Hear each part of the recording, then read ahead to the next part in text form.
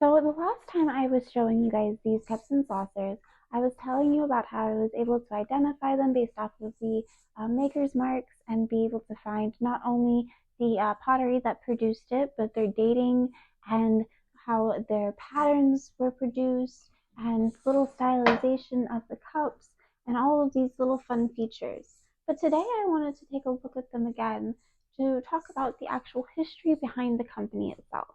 And so the Sarreguemines pottery was established sometime between 1784 and 1790 by the Jacobi brothers, Nicholas Henry and Paul Augustin, and a partner, Joseph Fabry. And so Nicholas Henry bought an old mill alongside the river and he transformed it into a factory. However, it was not enough. Between the difficulty of supplying the raw material, the fierce competition between the French and English pottery factories, and the French Revolution happening around that time, they were actually forced to basically shut down the factory and withdraw themselves from the management. And so the factory ended up getting sold in around 1799 to a young man from Bavaria named Paul Uschneider, I believe, and he assumed management. So thereafter, the business actually massively expanded and they gained a great clientele list, including Napoleon Bonaparte himself. Paul Uschneider was an excellent ceramic artist who introduced techniques to Sarreguemines that he'd observed over in England. These new production techniques and styles were showcased at national exhibitions, garnering the pottery factory a number of medals. The fine earthenware and stonewares that these techniques produced using colored earth and high-quality dyes with their different decorations contributed to increasing the reputation of the factory well beyond national borders. They enjoyed great success during the Empire period, and Napoleon even conferred the Legion d'Honneur upon Paul Uschneider, which was a great social honor and led to an even greater demand for their products. This demand for the Sarreguemines pottery works led to an expansion that required several more mills and the opening of new workshops. The first industrial revolution reached its height around this time, which ushered in all sorts of useful new equipment and machinery that they were able to use in these expansions. This allowed Uschneider to continue to advance the company in its techniques in decorating and maintain that sought-after status. In 1836, Uschneider left the management of the company to his son-in-law, Alexander de Geiger. Alexander de Geiger then constructed new buildings which harmonized very well with the landscape, including the Moulin de la Blaise, which now houses the Museum of Faience Techniques. In 1838, Alexander was approached by Villeroy and Boch, a well-known German manufacturer of luxury ceramics, and this led to a cooperation that again increased business. Furthermore, an advance in architecture with the introduction of sawtooth roofs and high chimneys, combined with the new steam powering methods, led to the creation of new factories in 1853 and 1860. These factories were solely steam powered. This new technology was not only useful for combating the local protests against deforestation, but was also used to aim at modernization for the energy provision for the new factory machines. Alexander de Geiger equipped all of his production sites with the latest technology and machinery. He revolutionized the work methods being used and even perfected coal firing. His factories became the largest across all of Europe. If that wasn't impressive enough, following in his father-in-law's footsteps, he was known for maintaining a close relationship with Emperor Napoleon III and maintaining a very notable clientele list. He even pursued a career in politics, becoming not only the mayor of Sarreguemines, but also going on to become a deputy and then a senator. It's a pretty impressive life's work.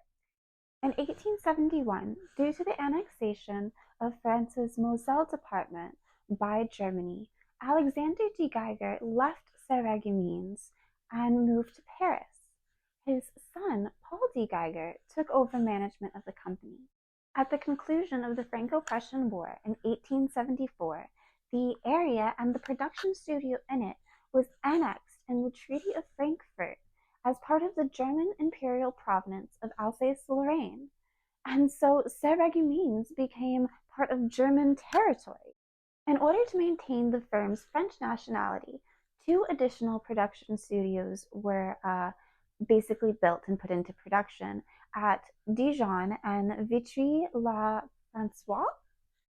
Under Paul de Geiger's direction, the Magicola pottery technique was added to the production lines, and this led to new heights of popularity for the company, which enabled it to keep going in continued success despite these difficulties. Sarreguemines Magicola is well known for its humorous character jugs, but it also produced more traditional styles of Magicola, such as the asparagus ware and numerous types of platters, tureens, urns, vases, you name it. At the beginning of the 20th century, the company under Paul de Geiger was still one of the largest production studios across Europe for earthenware pottery. It had actually over 3,000 workers at the production studios at its original location in Sarreguemines. To top it all off, during this time, the Sarreguemines factories actually produced the majority of the original tiles used for the Paris metro.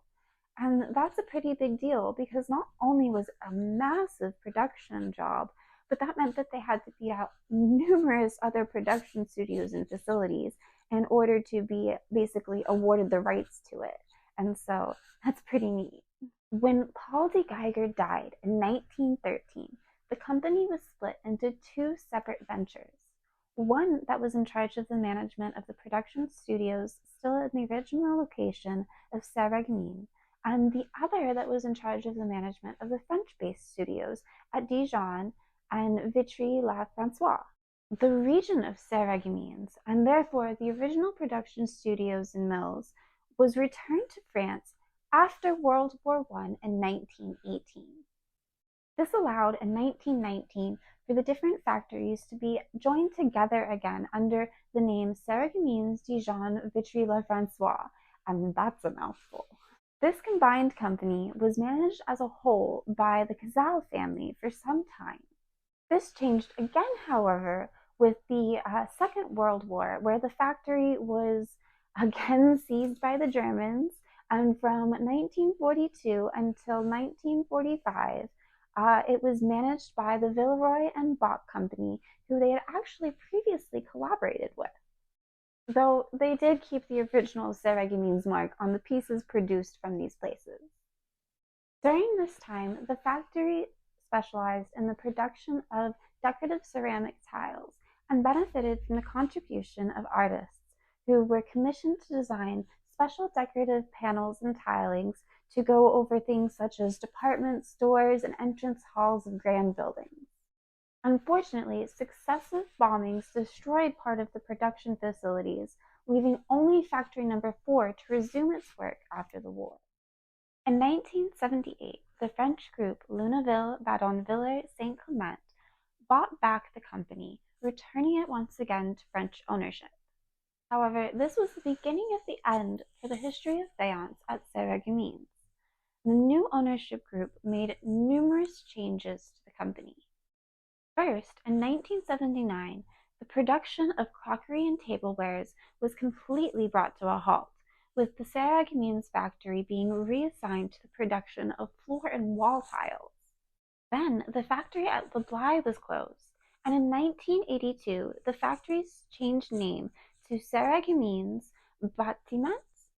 They changed the purpose of the factory at Vitry-le-François to produce sanitary equipment, and the one in Dijon to produce catering ceramics. However, they did keep their own factory at Luneville-Saint-Clement in order to produce the artistic and decorative ceramic pieces. This factory actually still continues to produce several models that Sarreguemines made famous, However, they are no longer connected to the original factory or company.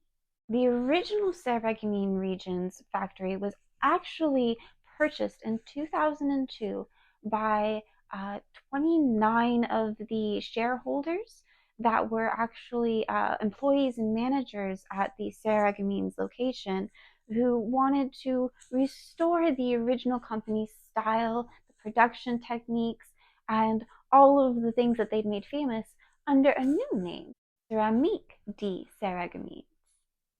Unfortunately, on February 1st, 2007, all activities stopped, and the faience facilities of Sarreguemines no longer exist. I hope you guys enjoyed getting to hear all of the roller coaster of history behind this incredible company. And while they are no longer still in production, I, for one, am pretty interested and hope to eventually check out the Museum of Faience techniques that they actually have in the original production location. And that has definitely made my bucket list after learning about these incredible things.